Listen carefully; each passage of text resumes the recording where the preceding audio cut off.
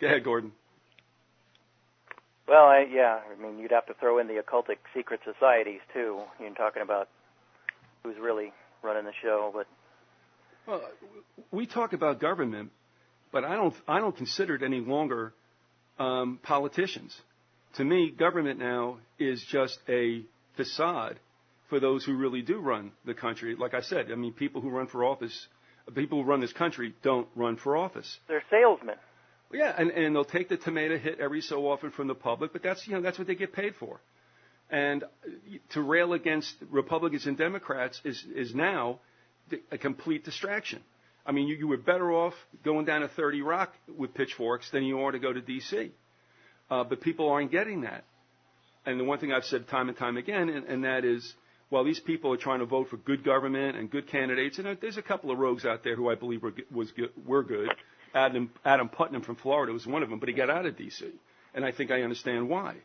But but my point is, they're concerned about corporations like Monsanto and the Frankenfood and all this, and yet they don't realize that the reason these corporations get away with it is because the people they vote for office are giving them slack, and they're not right. And it doesn't matter what party; they all, in the end, they get support from both parties.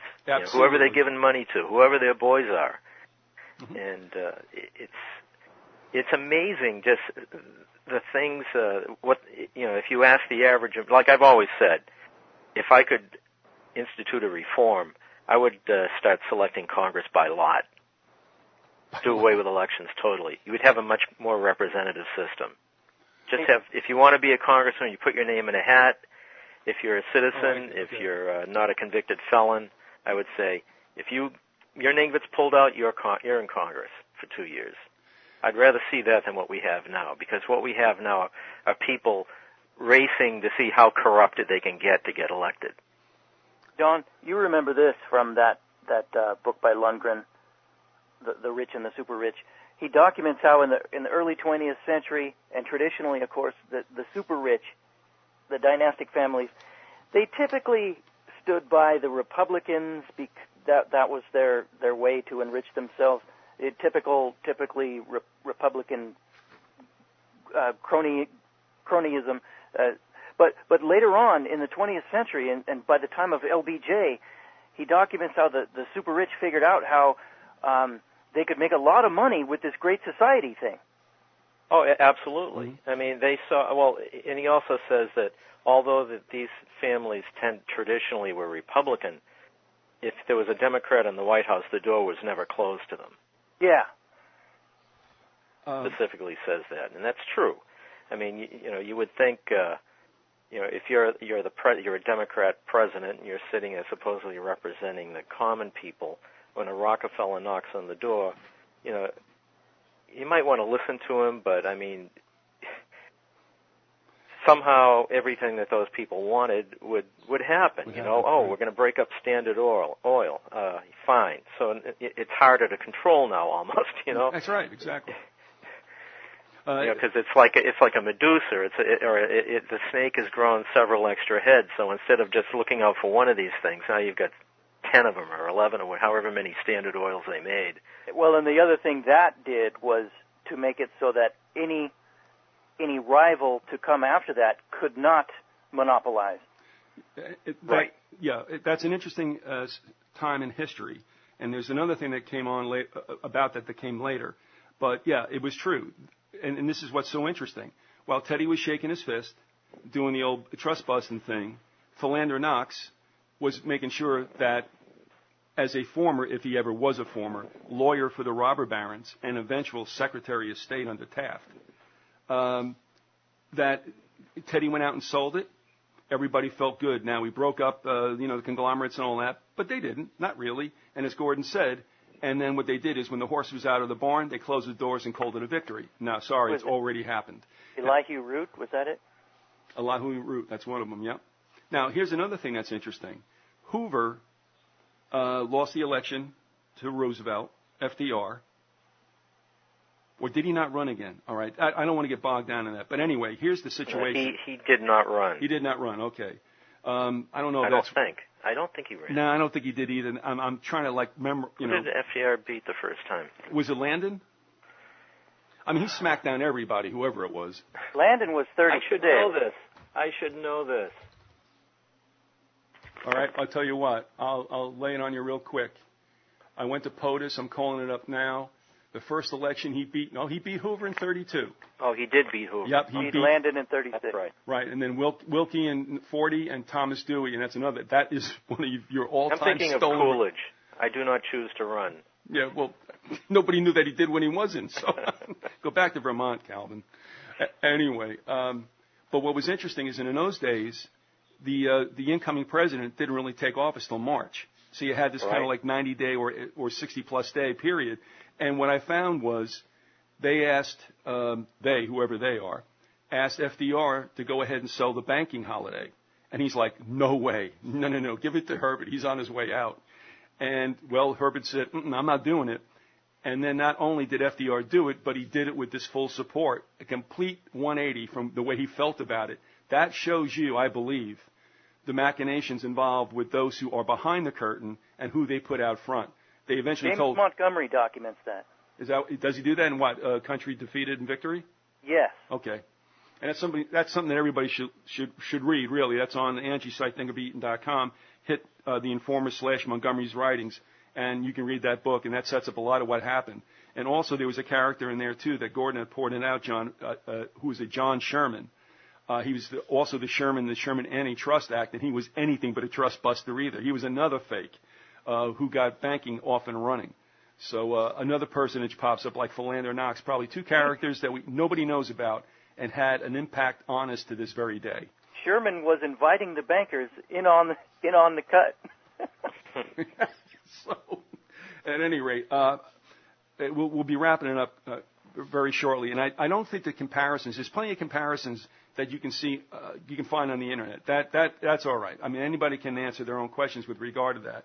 But I do have a couple of more thoughts, and I'd like you to respond to them. And then, if you guys want to give summary comments, we'll do that at the end. If I were to say, and I'll throw this to you first, John. If I were to say, if one of the two authors could be somewhat connected with focusing on the evilness of government or the evilness of people, between those two, would you affix either of them to one in particular, focusing on the evilness of government or the evilness of people? This is interesting. I think probably Huxley liked people more than Orwell. Orwell was sort of a misanthrope in a way. He was also supposedly a misogynist and a homophobe a bit. But so he kind of had a dim view of humanity. And so maybe that colored the way he went with his totalitarian boot in the face. And it's also been speculated. I watched a Christopher Hitchens interview on the internet the other day discussing Orwell. And he said, Hitchens speculated, I think it was speculation, that he felt that when Orwell was a policeman in Burma, he thinks that Orwell may have gotten a bit of a taste for sadism, mistreating prisoners. And that's why he left. He saw his humanity drifting away from him. And that's why he got out of the business of being a cop, a colonial cop. Whereas Huxley, I think Huxley probably had a better view of humanity than Orwell did. And now here's another interesting thing. I want to ask both of you as Christians. We look at Orwell. He basically was a non-believer. At best, he's an agnostic, if not an atheist. Did not believe in an afterlife, as far as we can tell. Whereas Huxley definitely believed in God. He believed in an overwhelming force that ruled the universe, and he felt that he felt there was an afterlife, obviously. And on his deathbed, of course, famously, he had his wife give him an injection of LSD to help him with the transition to his transcendental beyond. And I would like to ask you too about that, how you feel about that. Gordon, can I hit that first? Yeah. All right. Here's my thought. it is not uncommon to find, for lack of better words, people don't want to use the word occult, but you'll find in other religions, whether it's the OTO, any of that, where they all believe in a God. There's a lot of God talk. If you see some of these motivational speakers on PBS, there's God talk. But they don't really say what kind of God. They believe in some kind of power. Oh, that's great. And so it's not unusual to find an individual like Huxley, who may not have been, shall we say, a Bible believer, but believed that there would be an afterlife and that there was a God or some super being. With Orwell, you had said it before. I mean, he may have wound up as a curmudgeon and a major grump. And why else in the world would you want to live in Jura during the last years of your life? But to see that seems to me to be an extension of throwing your hands up in the air and saying the whole thing sucks, and then just walking away. That's what I see. I don't think anybody's really an agnostic, but that's not what you asked me. I believe everybody's got a stance whether they know it or not. And I would not find it unusual for someone who probably got very disenchanted and even perhaps hateful toward humankind to just say, let's not hope for something after this. Whereas someone can be spiritually motivated like Huxley, but the question is, what's the spirit? So that's where I'll go with that. And so what I'm saying is the God that Huxley might have had in mind or whatever may not have been the one. Well, yeah, definitely Huxley didn't believe in the Christian vision of, you know, the tetragrammaton ruling all things with the Son and the Holy Spirit. But he did believe that there was an organizing force to the universe, a transcendental force, and that there was an existence after this life. But that's widely prevalent in almost any kind of religion. Yeah, sure. I mean, and I understand that you could see that that's a lot of occult philosophy. Of course, Huxley called it the perennial philosophy, and he was interested in those things. All right, Gordon. Okay, Gordon, go ahead. Thank you, John. And what the question again, John? No, I just wanted to know how you felt about, evidently Orwell didn't have any belief. He was, I guess at the end he was interred in an Anglican graveyard, but supposedly it was just because he appreciated tradition and but he wasn't a believer. Anyone can tell.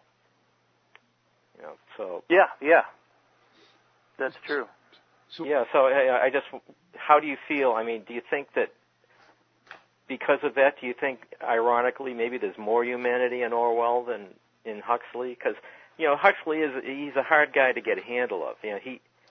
Another, I don't know if I should bring this up, but I noticed I was reading a book of criticism on Huxley, and I noticed that he got a lot of flack from some critics, mainly because of his overt heterosexuality, and he loved women. So I got a feeling that, if he had been gay, maybe he would have gotten a little more critical respect as a novelist.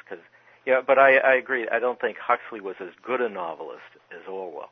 I think Orwell is a much better writer of novels. Huxley's strength was in his essays, I felt. Gordon, that original question, and then John tagged that on about, is it interesting to find that Orwell may have not believed in a God and Huxley did? And that original question is, if you could affix an author, one of the two men, to focusing one on the evilness of government and or the evilness of people, did one author strike you as focusing more on one of those two elements than the other? Yeah, I would say Orwell focused more on the evil of people. And actually, my take on Orwell is that, and Huxley is of course different.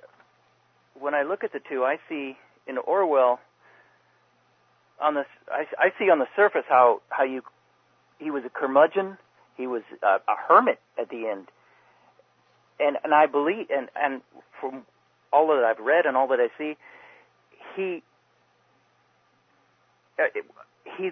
it was Englishmen he was sick of, really. I think he cared for people so much that they let him down so terribly often and so much that he just got fed up. And there are accounts in his life where he did care for people just not the people of his ilk, of his class. For example, when he was a constable in India, in one of the biographies of him, I read this. He was considered kind of an oddball by his fellow English policemen in India, because he hung out with the Indians more. I'm sorry, with the Burmese more, or wherever he was, Burma or India. He would hang out with the natives more than his own people, and they thought he was weird for that. And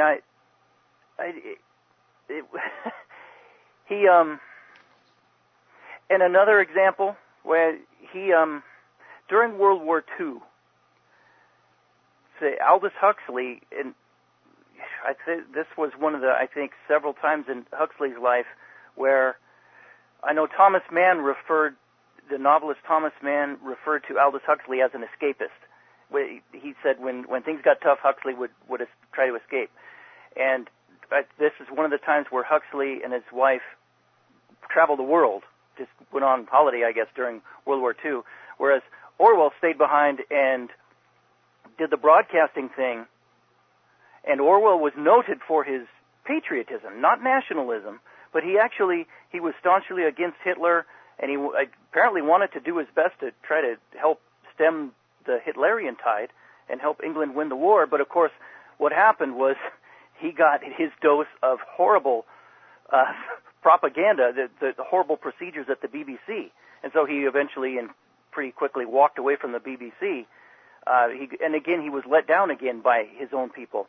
I think Orwell liked people a lot.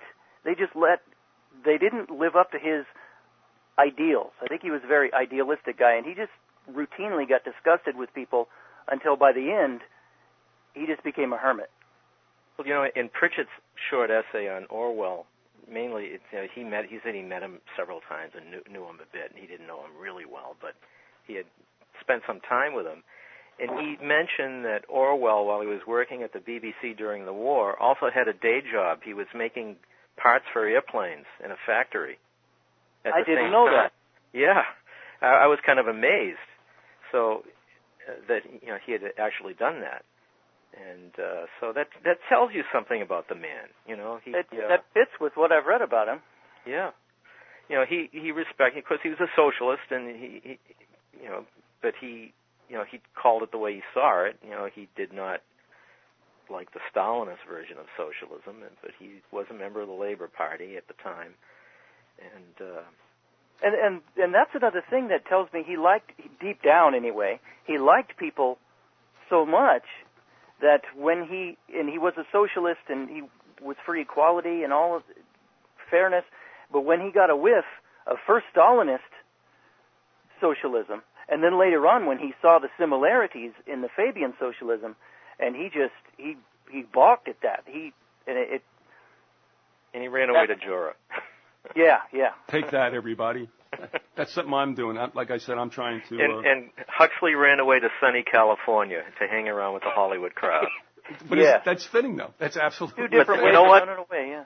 If I had a choice, I'd go to California. California, Jura. Well, Huxley was a little more well-off. But remember something also, as far as their attitudes.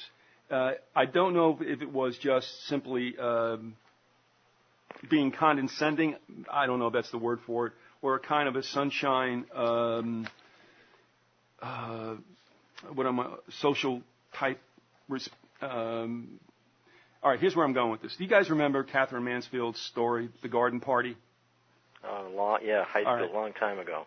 Can't remember it. I don't. Okay, well, it came to mind that you have sunshine,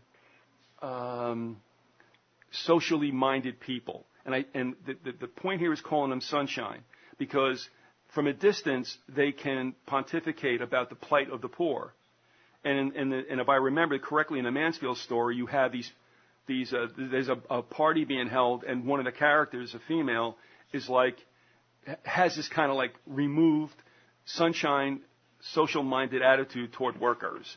But when it really gets down to getting your hands dirty with trying to help the poor, no.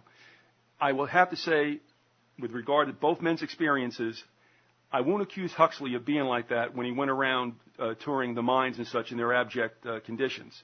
But that's as far as I think it went with him, as far as getting his trousers dirty. Remember, Orwell went around ducking bullets in the Spanish Civil War and was a policeman, etc. So you can understand. A minor. Well, I mean, you can understand if Orwell became even more misanthropic or whatever, because he'd been through it. He had seen it. And, he had gotten down and dirty with it, where I believe Huxley was always like a little bit removed. And I can't really... Huxley was, one of the criticisms of Huxley is that he was so erudite. He had so much knowledge and so much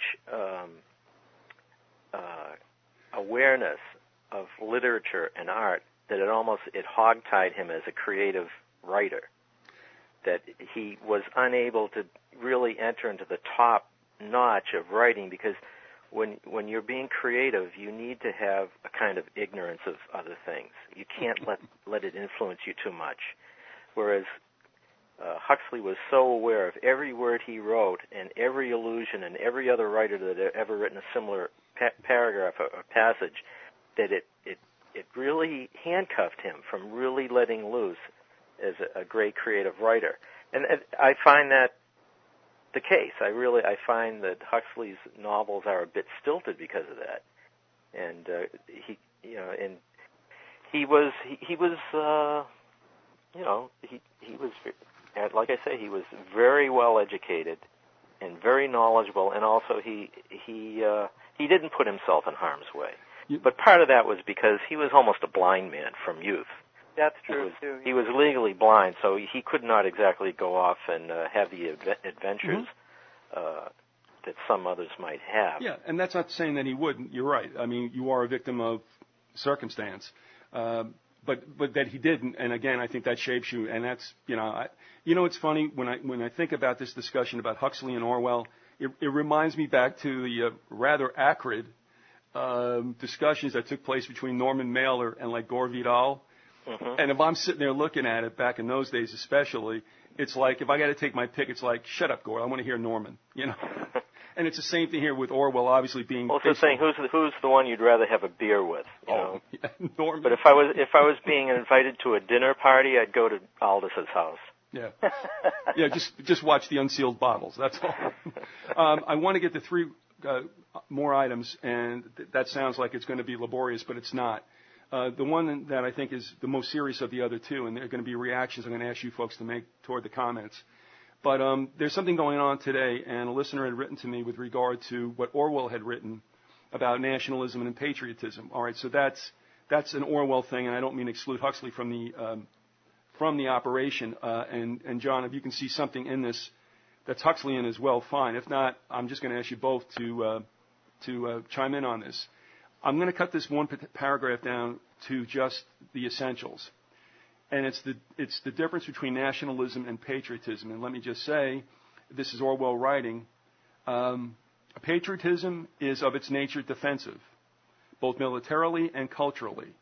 Nationalism, on the other hand, is inseparable from the desire for power. The abiding purpose of every nationalist is to secure more power and more prestige, not for himself, but for the nation or another unit in which he has chosen to sink his own individuality. We are coming up on a time, and that would be September 11th of this year, where I think you're going to start to see a real groundswell of patriotism. But I think if I got it right as to what the powers that be are going to use this moment for, that we might not necessarily be morphing into a nationalism that will come in handy if we're going to get into it down and dirty next year someplace. Patriotism, I also think, is a crock of crap. But we'll just say it'll start off patriotic. I love my country. I love my plantation. But nationalism is we're right all the time, and no matter what it is, we're right. But what Orwell had said about both of them, remember, patriotism is defensive in nature. Nationalism is inseparable from the desire of power. One, I'm going to ask you both, Gordon, you first. What stage do you think we're in, if we're in any of them at all? And do you necessarily believe that patriotism might be the entree, if you will, to nationalism? First of all, this question is actually central to the difference between the predictions or projections of Orwell versus Huxley, because the few times they would talk about the differences between their books, this is what they always focused upon. Huxley predicted a time when there wouldn't be any more nationalism or patriotism. And Orwell's answer was, no, basically, you can't genetically, he didn't think you could genetically program people to get rid of patriotism. It's inbuilt in them. It'll always be there. All right. So what stage are we in? I'd say since 9/11, we shifted into the belligerent nationalism stage, and unfortunately, even I think this gets to the third part of your question. I think even patriotism can be manipulated. That's the inherent flaw in it, and as predicted by Orwell, evil governments can manipulate that, and they can attack their own people and blame it on a phony outside source to whip up war fever, to get that people to go to war for them. And then it, of course, enriches the few people in power. And so it takes advantage of their innate patriotism. So, as you said, both patriotism and nationalism, they're no good, both of them. Okay. John? Yeah, I think the job, since 9/11, I think the government has almost been on a program, a directed program to confuse patriotism with nationalism and the other way around. The patriot, the idea of defending your homeland against an invader is good. I think we can all agree with that. But the nationalist, of course, wants to invade somebody else's homeland. And they have to convince the American people or the people of any country that you have to go to another place to defend your place. And that's pretty tough to do. I mean, for a long time, before World War I, they spent how many years trying to convince the people that the Bosch was bad enough to go over there, and you went through that thing with the Lusitania and all the machinations involved in convincing the people to go fight a European war. And then again, before a generation was up, it was done again. And now we have, because a building is blown up, we've been convinced to invade at least two countries on the other side of the world that really had nothing to do with those buildings being blown up. So you convinced patriots to engage in a nationalistic undertaking. Well, actually, it's more almost corporatist undertaking than a patriotic undertaking. But everyone over there thinks they're being patriotic by fighting in Afghanistan or Iraq to as some kind of a revenge for 9/11. And so it's so easy to do that. I mean, to confuse the issue. Instead of enlightening the issue, the government for the past 10 years has been confusing the issue, and it continues. I voted for Barack Obama last time thinking somehow, foolishly, that I would get someone who was going to end some wars that I didn't like. And, of course, I didn't get that. So, yeah, I was bamboozled, too. And the point is, unless the enemy's, like, landing on the beaches, I don't think we should be fighting any wars, almost. But you raise a good point. Now, consider this.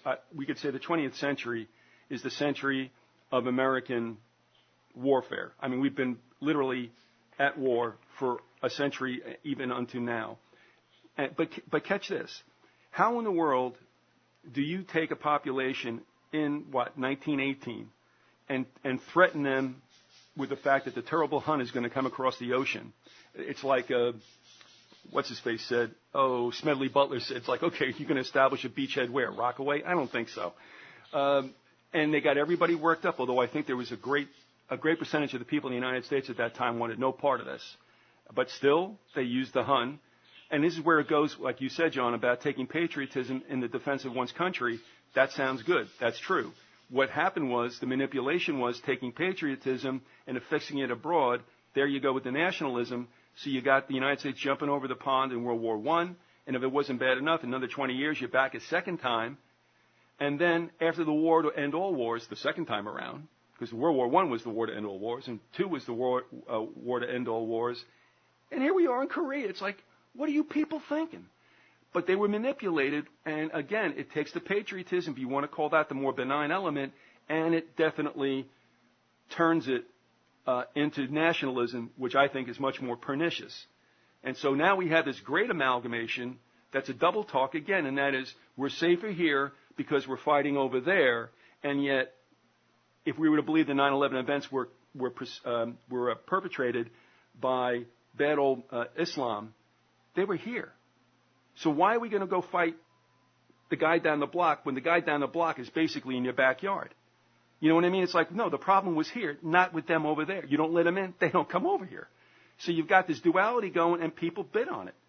You know, and I'm even sitting here now thinking about Bush's, dictum about we're safer here because we're fighting over there. I'm like, no, we're not.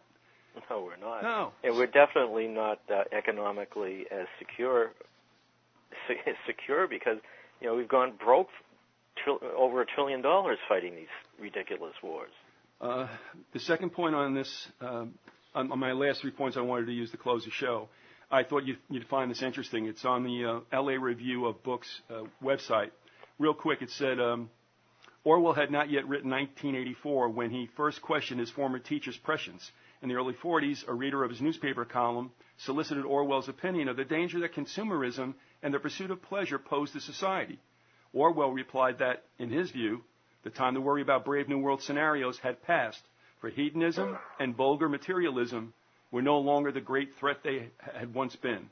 And this is Huxley answering. In October 1949, just a few months after Orwell published 1984, Huxley wrote to his former pupil to make the opposite point. Orwell's book impressed him, he said, but he did not find it completely convincing, because he continued to think, as he had when he was crafting Brave New World, that the elites of the future would find less arduous strategies for satisfying their lust for power than the boot-on-the-face technique described in 1984.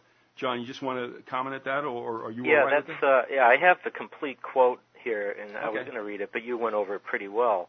I do want to remind everybody that Orwell and Huxley had known each other for over 30 years. Huxley was a teacher of Orwell's, his French professor at Eton.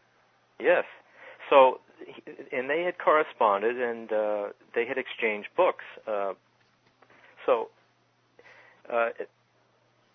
It wasn't like it's like I'm better than you or you're better than me. They both had profound respect for each other. In fact, I have a copy of in my Kindle of Orwell's essays, and there's about 12 or 13 references to Aldous Huxley in them, and most of them are pretty respectful, and there's only one that I might say might be a little deprecating slightly, and I can't remember exactly what it was, but it was to do. I won't say it because I can't remember it perfectly, so I won't just spout off something. But usually Orwell was, had some respect for Huxley, and would speak of him in good terms, and as opposed to some other writers that were mentioned in the essays. So I think they had respect for each other. I think that they thought both of each other's works were valuable, and I think that probably, as we started at the beginning, as I started stating, I think that the totalitarian mind will use whatever tool is available to achieve its ends. If it's the iron hand and the velvet glove, or if just get the iron hand out and kick you around, I think it'll do whatever it feels will work. Okay, Gordon.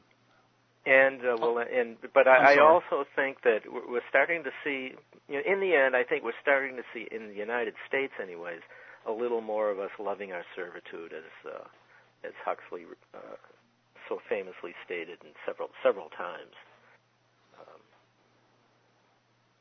That's about it. All right. Sorry, John, for stepping on you there at the end. So. No, that's okay. All right, Gordon, go ahead. I know that there's a tendency for people to focus on the torture aspect in 1984, and I can understand why it was so vivid. But I think that's just that. I think that's more the fictional aspect of Orwell's novel. I think he was using hyperbole there to scare people, to warn them, to get his point across. There's so much more of the novel of 1984 that's not focused upon. There's so many more ways of controlling the population. Torture was just the last resort for the government in 1984. Before that, they had keeping the people stupefied by poverty. And one thing we haven't talked about that was so prominent in the book was the manipulation of language to control people's thoughts. They used that on people, and we're bathed in that in our society, and a number of other ways. So to just focus on the torture angle, I think it's a kind of and of course that would be inefficient if that was the main way a government was going to control people. But no, that was just one aspect of the book. So I know that the most basic means of control of all is availability of food. Yeah. And when you keep them poor. Yeah, so I don't. When people just focus on the torture, I think that's kind of caricaturizing the novel. To just focus on what that would be to me would be like focusing on the hypnopedia in Brave New World, or just one aspect of it. By the way, I'm sorry, Gordon. If you're continuing, by all means. No, go ahead. Okay. A manipulation of language is very key, and one of the most glaring examples I've found is that if you look at dictionaries, and I always bring up the example of my 72 Webster dictionary, which I got going off to junior college, and I have kept it ever since.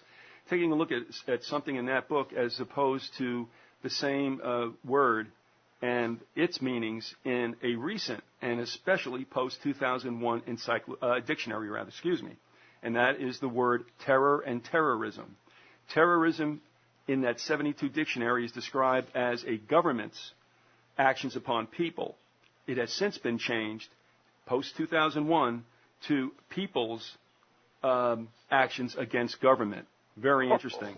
Also, well, the word fascism has been changed, too. They took off the corporate angle of the definition of fascism. Okay. And in Orwell's essays, I did a little search on terror in there, and whenever Orwell mentions terror, he always is referring to government terror. Mm-hmm. Yeah, I'm not talking about people lighting off bombs somewhere or whatever. He's talking about what governments do to people to control them. I have given the book away. It may be in your bookcase, Gordon. I'm not sure where I sent what. But there's a book by Trotsky. I think it's called Terrorism and Communism.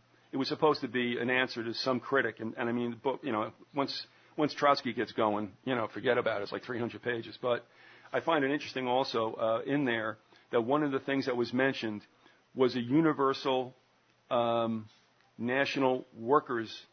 I don't want to call it act, but movement. And what struck me is that we had that legislation that came in as Universal Military Service Act, and then it's been changed 2 or 3 times. The last version came out in 2007 as far as I followed it, but the title has since been changed to Universal National Service Act. They took out military, put in national, and that phrase is almost exactly what is in the book that Trotsky wrote. Oh, nice. I find that just really interesting. Universal National, Workers' Army or something like that. All right, be that as it may, what I want to throw out, and I'm doing it for to you first, John, and then we're going to let Gordon have the last word since you had the opening shot, John. But anyway, that's the way I planned it. It may not work out like that. Here's what I also want to... I promise to shut up. No, you don't have to do that. Oh, man. All right, now, I'm going to ask you to react to this and then take it wherever you want to go. There is I guess it was an essay or something, The Perfect Drug, Our Modern-Day Soma, and the Intellectual Decline of America, as part of the title. But I thought it was interesting. They're talking about what's the best way for government to control its people. We have the Huxley better through pleasure, and I'm really being very general here.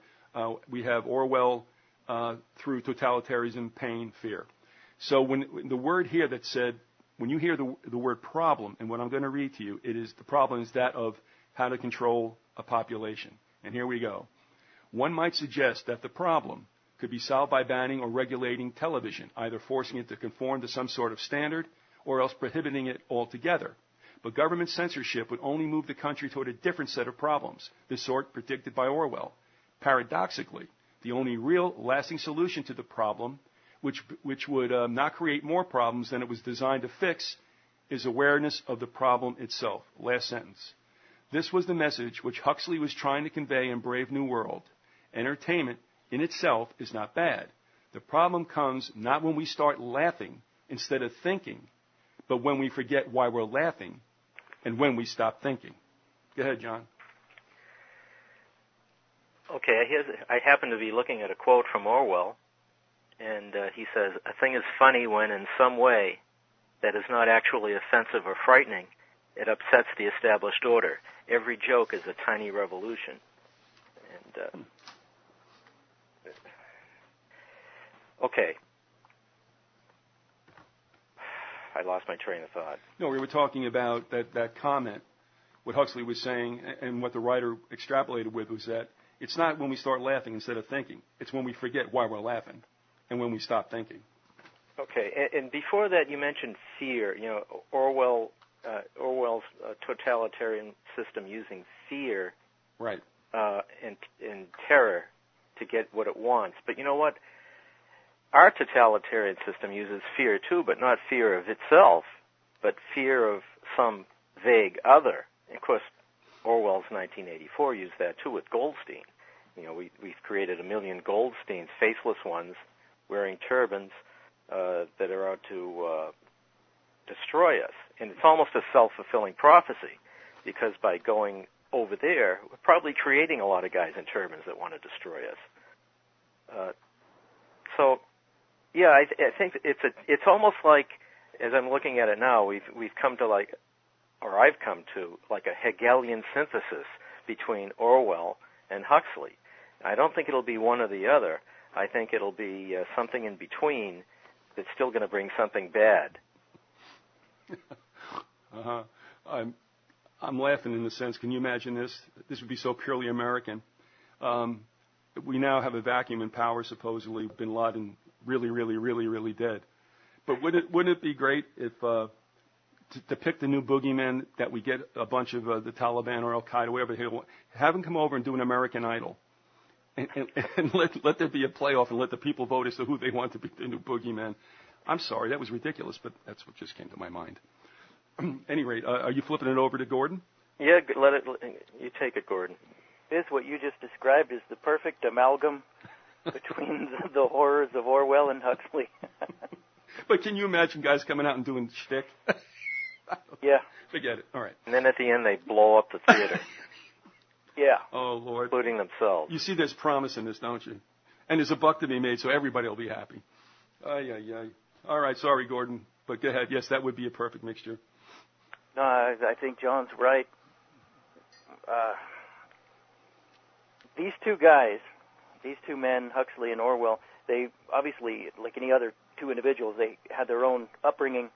They saw what they saw. They lived through what they saw. So they could write about their experiences. And what each of them, from their experiences, and because they were both such keen minds, they were able to predict and project a lot of just about everything we're living in now. And I think that the future world that not only we're going to be in, but we're already in, it's an amalgam. It's between both Huxley and Orwell. And we've mentioned that already on the show, how young people today, most of them fit the soft, technologically mind-controlled Huxleyan view, but there's this minority cadre of hardened soldiers we are brainwashing up. We're looking at a combination, and that's not new. A lot of us have already spoken about that. And that quote, specifically the quote you gave about not knowing when you're laughing, or what you were thinking about, I mean, that harkens of mind control. And this is mass mind control. And both Huxley and Orwell wrote about mind control, mass mind control. Huxley had a number of various scientific ways that would be done, the hypnopedia and genetic programming, and the pharmaceuticals. And Orwell's way of that he saw that happening was the language manipulation and the stupefaction by poverty. And all of it's come to pass, all of it. Oh, lest we forget this. Let's not forget this. Another way to keep people stupid, because we talked about this just yesterday. We always talk about this. The rewriting of history that Orwell predicted. Man, has that ever gone on? Yeah, that's true. That John, you remember, was that, and I used to always gloss over this, and it was only like a month or so ago when it went, I should have had a V8, and that was, he who controls the past controls actually the present and the future. And so sanitizing textbooks, history texts, and books for public, for widespread consumption. And that's exactly what Orwell said would happen, and in fact it has. I mentioned to both of you about that one article I got from the California Historical Society, their quarterly from March 1947, when it talks and cites newspapers and their accounts of Russian sailors, both in New York and in San Francisco, in the fall of 1863 through the winter that brought them to the spring of 64. Completely not even mentioned. Can't find a thing about that in history texts. And I just find that amazing that it was like, forget about that. As if we're not supposed to think that Russia at one time was kind of aligned with us, as John Bonanno pointed out before too. There was a time when Britain and France didn't seem so warm to the United States nor to Russia. And that was their common bond at that time. That disappeared. So that kind of, and a lot of the stuff we talk about, John and Gordon, yeah, I mean, it's conspiracy, but like I do that spin on Harry Truman's statement, the only thing new is the history you don't know about. And I say the only conspiracies there are is the history you don't know about. Because therein lies the conspirators and what they do, and they have successfully brushed away their footsteps. And Keith, that Russian thing makes a lot of sense. Yes, it does. When you look at what happened in 1863, isn't that the year we bought Alaska too? I mean, right after that, yes, right in there. Right in there, and so we must have had a very close relationship with Russia to pull that one off. That deal was because when they came over, the bone that we threw the Russians was to buy Alaska from them. That was the payment. However, Viz, I figured out something from reading those essays that I didn't know before. I mean, and I don't even think Charles Wilcox explained this because he didn't have to in his book, but it answered some questions of mine. Was the purchase of Alaska the only reason the Tsar would send his fleet over? No, there was so many other things. There was a revolt going on in Poland, and France and Britain were getting involved in that, and Russia wanted them to back off. And I didn't know that Russia, back in the 1850s, during the Crimean War, had made the mistake of letting its fleet get bottled up in its harbors, and this time around it wasn't going to make that mistake. It sent its fleet to the U.S. and kind of killed two birds with one stone. It wasn't going to let its fleet get bottled up in the harbor, and it was a direct, a clear and present threat to France and England. John, also, I'm just reading from this, and it's going to be in your possession very shortly. But it said, moreover, the protection afforded the United States by the visiting fleet figured in our purchase of Alaska, then regarded as barren wasteland. It's not. Anyway, to which the opponents of Secretary of State William Seward, who negotiated the purchase in 1867, have referred in derision as Seward's icebox and Seward's folly.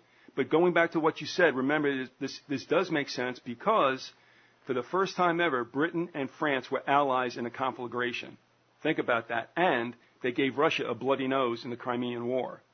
Russia wanted a rematch, but they didn't want to leave their fleets in the harbor where the superiority of the British and French combined fleets would have done them in. When they got to the high seas, they were the faster and more effective. So isn't it interesting that, in a way, I believe the Tsar was telling Great Britain and France, make my day. You guys want to come across either the borders, the Rio Grande or whatever, we're going to go.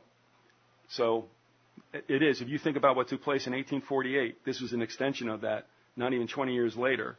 And that makes sense as well. And as we had said, Russia and the United States at one time had a little bit more to fear from Britain and France than they did later on. And not long after the Tsar decides to challenge France and England, what happens? He has a whole bunch of revolutionaries on his hands. You know what? Yes, and let me run this by you guys. What I always thought made sense, and this is another one, another element, the Crimean War, and that is, it is reported, I think by, who's the gentleman? Myron Fagan, I think, that when there was talk of a New World Order in Europe, that they felt, and this could have been the Rothschilds directly, they felt rebuffed, in fact were, by the Tsar. Was like, get out of here, take it someplace else. And Rothschild and that power block said, okay, we'll straighten your ass out later. Now, that wasn't Alexander at the time, but that was the beginning. I mean, it was all the Tsarist line. And now you take the Crimean War and add that, and you've got Russia being, if you will, a gadfly again to European powers. And just as you said, payback time came in 1915 through 17. What do you think, John? Would that be kind of what you think also, or? Yeah, I think that, and you have your interests. Suddenly, it was very interesting. But after that revolution, all kinds of Wall Street interests were suddenly working very closely with the communist government. That's right. Yep. So it's fascinating. So the banker sent $20 million in gold to Lenin. Trotsky gets prepared with a number of people on the east side of New York. Who threw this thing, by the way? And, of course, when they went ahead and sent legations to Lenin, it was pretty much business. And the supposed Hoover Red Cross humanitarian legation were mostly businessmen, to include, industrialists in back of, I think, International Harvester. So, yeah, who exactly threw that revolution? Who funded it? And then, of course, what was the purpose? So, yeah, you're absolutely right. Wall Street and the money people wind up in Moscow. Or at that time, probably we're in St. Petersburg. I'm not sure where that all started. So, Gordon, any comments? Yeah, that all factors into Orwell's novel Animal Farm, too. Uh-huh. And, another thing you can't leave out of who funded that, I guess who was the conduit to funding the Russian Revolution was the Red Cross. That's right. Raymond Robbins, and I think even Herbert Hoover was involved in that. Well, Hoover led the group over, yes. Yeah. And what he's referring to, John, you may know this too, it's just that Rockefeller had hijacked the Red Cross post Clara Barton. And the one comment I found very interesting enough to get the book, called British Agent by Bruce Lockhart, who also was a provocateur during World War II for England. But the statement that Lockhart made, that he said Lenin was a busy man, but there was one person for whom he always had time, and that was Raymond Robin, the hand-picked head of the Red Cross. When he popped up, Lenin listened. And there's your Rockefeller Western funding conduit to the Bolshevists. So, all right. There you go. It is interesting stuff, though, isn't it? It all seems to link together, doesn't it? It's a web, a giant spider web. All right, folks, this has been John Bonanno and Gordon Comstock. Both their websites' links will be up with the audio. There never seems to be an end to this, and it's okay. And what I'm thinking about is in a month or two, perhaps we'll do a show, because people are going to opine on all our sites and emails and have something they want to say about it or thoughts or whatever. And I think that's great. And I would like to give it 30 to 60 days to see if we could get enough response to do this again, because what these two men wrote about and spoke about is happening right now. And, of course, most of us don't even realize that it's happening here and as we speak. So maybe we could generate some questions from listeners. Well, that's what I thought I said in such a... Oh, did you just... Yeah, I know. But you know me. I mean, I'll go on forever. Andy Coleman, I think he feels this is some kind of medication. You've been talking to Colvin too much. Well, you see, that's what I like to think. But then, and he's laying it, he says it's me. He says I have, when I speak, it's dyslexic. I'm like, oh, all right, okay. So, yes, you're absolutely right, Gordon. Why say, in 10 words what I can say in like 150? And I complain about the Collins brothers. You get paid by the word, don't you? Yeah, well, I would have liked to, but that's not the way it worked out. So at any rate, thanks, guys, for being with us. And I'm hoping fun. And I hope down the road we can do something live. Like in a month or two, if that's okay Sure. with you guys. So we'll see how it goes. But again, this is fresh stuff. It will be fresh for the rest of our lives. Thanks very much, both of you. Have a good day, and I look forward to talking to you again.